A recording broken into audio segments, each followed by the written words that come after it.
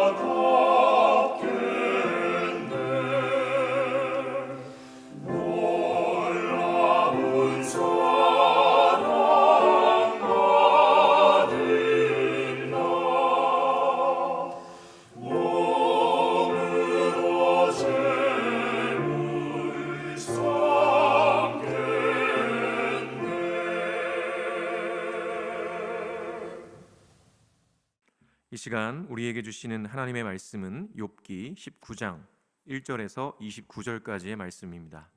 제가 봉독하겠습니다.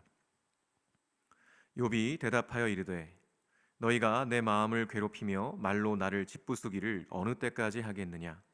너희가 10번이나 나를 학대하고도 부끄러워 아니하는구나. 비록 내게 허물이 있다 할지라도 그 허물이 내게만 있느냐.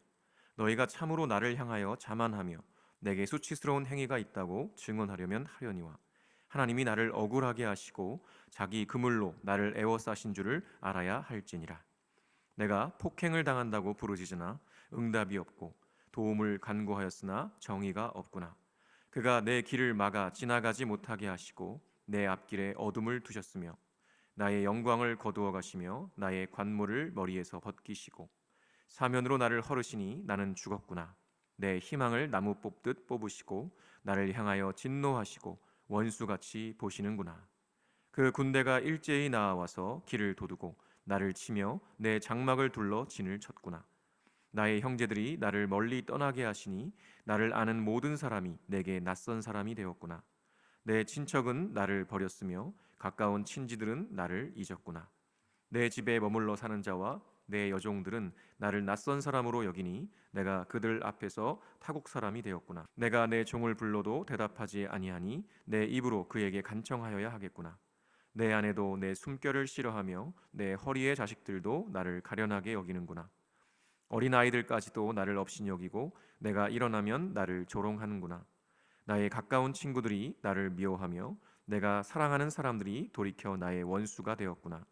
내 피부와 살이 뼈에 붙었고 남은 것은 겨우 잇몸뿐이로구나. 나의 친구야, 너희는 나를 불쌍히 여겨다오. 나를 불쌍히 여겨다오. 하나님의 손이 나를 치셨구나. 너희가 어찌하여 하나님처럼 나를 박해하느냐? 내 살로도 부족하냐? 나의 말이 곧 기록되었으면 책에 씌어졌으면 철필과 납으로 영원히 돌에 새겨졌으면 좋겠노라.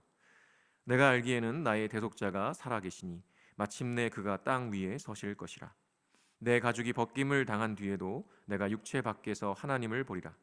내가 그를 보리니 내 눈으로 그를 보기를 낯선 사람처럼 하지 않을 것이라. 내 마음이 초조하구나. 너희가 만일 이르기를 우리가 그를 어떻게 칠까 하며 또 이르기를 이래 뿌리가 그에게 있다 할진대 너희는 칼을 두려워할지니라. 분노는 칼의 형벌을 부르나니 너희가 심판장이 있는 줄을 알게 되리라. 아멘. 제가 기도하겠습니다. 거룩하신 하나님 아버지, 이 세상을 사랑하셔서 독생자를 보내주시고 우리의 죄와 허물에서 구원하여 주시니 감사합니다. 그토록 놀라운 하나님의 사랑과 은혜를 받았음에도 여전히 주님의 마음을 아프게 할 때가 얼마나 많은지요. 우리를 불쌍히 여겨주시고 죄와 피 흘리기까지 싸워 승리케 하여 주옵소서. 이 깨어진 세상 속에서 하나님의 백성으로 살아간다는 것이 때로 참 힘이 듭니다. 그러나 타협하지 않게 하시고 하나님의 말씀을 따라 겸손히 또 단호하게 순종하여 마지막 그날이 오기까지 신실한 하나님의 백성 되게 하여 주옵소서. 오늘도 진리의 말씀으로 우리를 가르쳐 주시는 주님께 감사드리며 예수 그리스도의 이름으로 기도합니다. 아멘. 할렐루야. 오늘도 주님을 예배하는 자리에 서신 모든 분들에게 하나님의 은혜와 평강이 넘치시기를 간절히 축원합니다. 요즘 욥기를 보다 보면 이 세상에서 가장 불쌍한 사람이 욥이 아닌가 생각하게 됩니다. 흠잡을 데 없는 의인이라 인정받으며 하나님을 경외하는 욥이 그에게 뿌린 대로 거두게 하신 그 하나님의 복과 은혜 안에 살다가 한순간에 모든 것을 잃어버리고 그 자신마저도 심각한 피부병에 시달려서 잠도 제대로 이룰 수 없는 지경에 이르렀죠.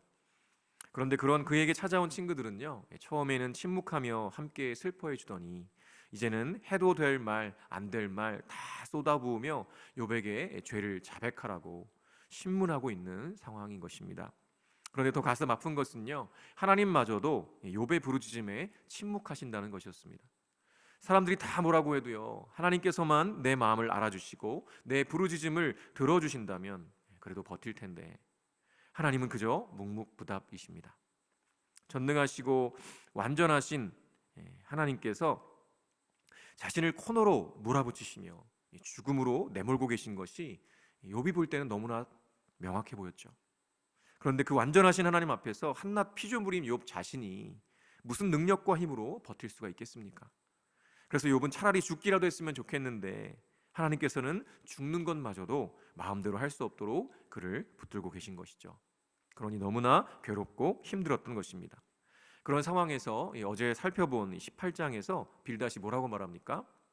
솔직히 18장 5절부터 21절까지 정말 속사포처럼 쏟아놓는 이 빌닷의 말은요, 그냥 저주였습니다. 악인들의 결국이 이럴 텐데 지금 네가 그들과 같은 모습 아니냐, 그럼에도 너는 여전히 죄가 없다고 의인이라고 버티는 것이냐 하면서 저주를 쏟아놓은 것이죠. 사실 이 장면을 보면서 욥의 친구들은 정말 욥을 사랑하는 것인가, 욥을 살리기 위해서 멀리서 달려온 것이 맞는가, 정말 욥이 회복되기를 바라는 것인가 하는 생각이 들 정도로 저주와 같은 비판과 정죄의 말들을 쏟아놓는 것이죠. 그리고 그 비판과 정죄의 근거를 뭐라고 말하고 있습니까?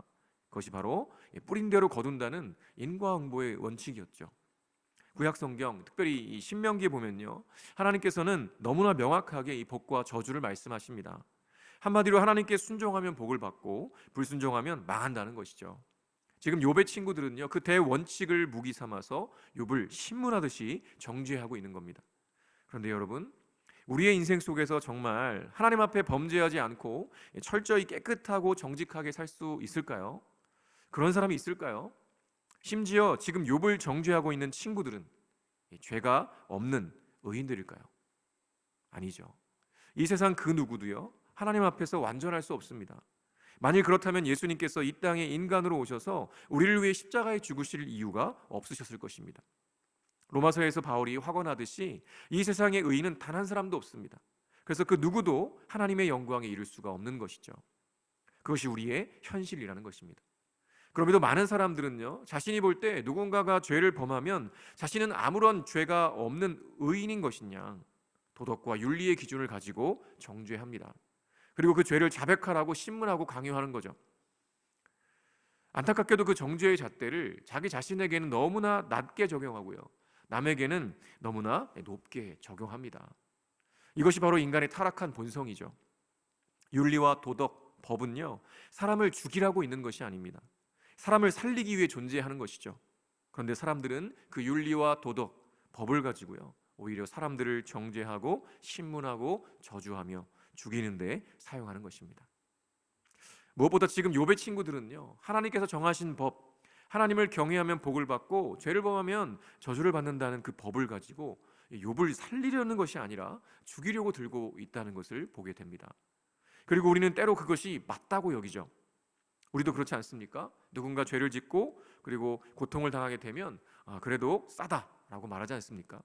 잘 되었다고 여기지 않습니까? 그런데 내가 만약에 그런 지경에 있을 때는 어떻던가요? 그래도 잘 되었다고 스스로에게 말할 수 있을까요?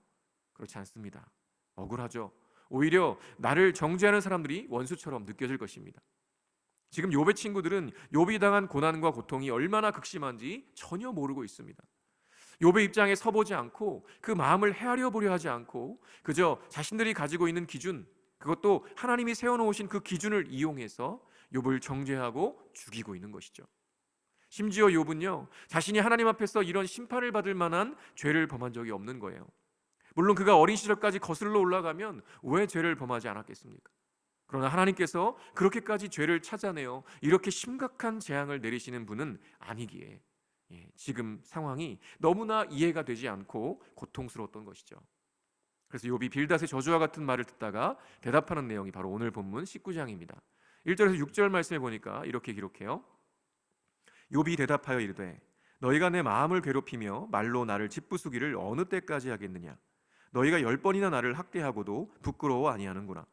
비록 내게 허물이 있다 할지라도 그 허물이 내게만 있느냐. 너희가 참으로 나를 향하여 자만하며 내게 수치스러운 행위가 있다고 증언하려면 하려니와 하나님이 나를 억울하게 하시고 자기 그물로 나를 애워싸신 줄을 알아야 할지니라. 욥은 방금 빌닷이 한 저주와 같은 말을 들으면서요, 상처를 후벼 파는 것과 같은 그런 고통을 느꼈습니다. 그래서 말합니다. 야, 너희가 언제까지 내 마음을 괴롭히며 어느 때까지 말로 나를 짓부수려느냐. 너희가 이미 10번이나 나를 학대하고도 부끄럽지도 않느냐 라고 말이죠. 욥은 친구들이 이미 고통 중에 있는 자신을 살리려는 것이 아니라 죽이려 하고 있다고 말하는 것입니다. 이미 다 부서진 자신을 더 철저히 진울로 부수고 있다는 것이죠. 도대체 언제까지 그 말의 폭력을 멈출 것이냐고 말하고 있는 겁니다. 그러면서 이렇게까지 나아갑니다. 그래, 너희 말대로 내게 그런 죄가 있다고 치자. 그런데 그 허물이 내게만 있느냐? 너희는 나보다 나으냐? 그런데 한 가지는 기억해라. 지금 나를 이렇게까지 억울하게 하시고 그물로 나를 애워싸신 분은 바로 하나님이시다. 그러니 너희가 아니라 오직 하나님만이 나에게 그런 말씀을 하실 수 있다라고 말하는 것이죠. 그리고 이어지는 구절의 내용들은요, 욥 자신의 비참함에 대한 토로입니다. 피를 토하는 듯한 아픔의 고백인 것이죠. 아무리 자신이 폭행을 당했다고 부르짖어도 아무도 도와주지 않는 상황들, 하나님께서 자신의 길을 막고 그 앞에 어둠을 두신 것들, 사면으로 자신을 무너뜨리셔서 이젠 정말 죽은 것이나 다름없는 자신의 삶, 희망마저도 나무 뽑듯이 다 뽑아버리신 하나님. 하나님은 이제 자신을 향하여 진노하시고 원수같이 보시는 것만 같다는 그 고통을 토로하는 것이죠. 그뿐인가요? 이제는 자신의 자녀들과 재산 그리고 자신의 몸만 만신창이가 된 것이 아니라 모든 관계마저 다 끊어졌다고 토로합니다. 자신을 알던 모든 사람들이 자신을 외면하고요, 낯선 사람처럼 대합니다. 친척들도 다 자신을 버렸고요, 잊어버렸습니다. 자신의 아내마저도 자신을 싫어하고 형제들마저도 자신을 역겨워한다고 말하죠. 심지어 어린아이들마저도 자신을 조롱하고 있습니다. 게다가 가까운 친구들이 자신을 미워하고 사랑하는 사람들이 원수처럼 돌아서 버렸습니다. 이제 그에게 남은 것은 무엇입니까? 20절에 이렇게 기록하죠. 내 피부와 살이 뼈에 붙었고 남은 것은 겨우 잇몸뿐이로구나. 이제 남은 것이라고는 앙상하게 마른 뼈에 붙은 살가죽과 잇몸뿐이라는 거예요. 그런데요, 그렇게 비참함 가운데 있는 욥이 친구들에게 하는 부탁이 있습니다. 21절과 22절인데요. 나의 친구야, 너희는 나를 불쌍히 여겨다오. 나를 불쌍히 여겨다오. 하나님의 손이 나를 치셨구나. 너희가 어찌하여 하나님처럼 나를 박해하느냐. 내 살로도 부족하냐. 이런 거예요. 친구들아, 나를 불쌍히 여겨다오. 나를 정말 불쌍히 여겨다오. 하나님의 손이 나를 치셨는데 너희마저 하나님처럼 나를 박해하느냐. 내 몸마저 이 꼴인데 아직도 성에 차지 않았느냐 라고 말하는 거죠. 여러분, 지금 이 욥의 고백들은요, 친구들에게 하고 있는 것처럼 보이지만 사실은 하나님께 하고 있는 것입니다. 친구들은 아무것도 모르죠. 그저 자신들이 하나님께 대하여 알고 있는 그 뿌린 대로 거둔다는 원칙을 기준 삼아서 그저 욥의 되어진 상황들을 보고는 막말을 하고 있는 것에 지나지 않는 거예요. 그러나 하나님은 다르십니다. 하나님은 이 모든 것을 다 알고 계시죠. 자신을 이 지경까지 몰아세우신 것도 다 하나님의 허락하심이 없이는 되지 않는다는 것을 알고 있는 거예요. 그래서 욥은 지금 하나님께 자신을 제발 불쌍히 여겨달라고 간청하고 있는 것입니다. 자신이 지금 겪고 있는 이 재앙과 고통이 너무나 극심하여 죽게 되었다고, 그리고 그런 상황에서 모든 이들과의 관계마저 다 깨어지고 무너졌는데 하나님마저도 아무런 대답이 없으시니 그 하나님과의 단절이 너무나 힘들고 고통스러워서 자신을 좀 불쌍히 여겨달라고 그렇게 하나님께 간청하고 있는 것이죠. 그것을 어떻게 알 수 있을까요? 이어지는 25절에서 27절에 보니까 이렇게 기록합니다. 내가 알기에는 나의 대속자가 살아계시니 마침내 그가 땅 위에 서실 것이라. 내 가죽이 벗김을 당한 뒤에도 내가 육체 밖에서 하나님을 보리라. 내가 그를 보리니 내 눈으로 그를 보기를 낯선 사람처럼 하지 않을 것이라. 내 마음이 초조하구나. 욥은 놀랍게도요, 자신의 대속자 즉 구원자가 살아계시고 그분이 땅 위에 서실 날, 즉 욥 앞에 나타나셔서 그를 구원하실 날이 반드시 올 것이라고 믿었습니다.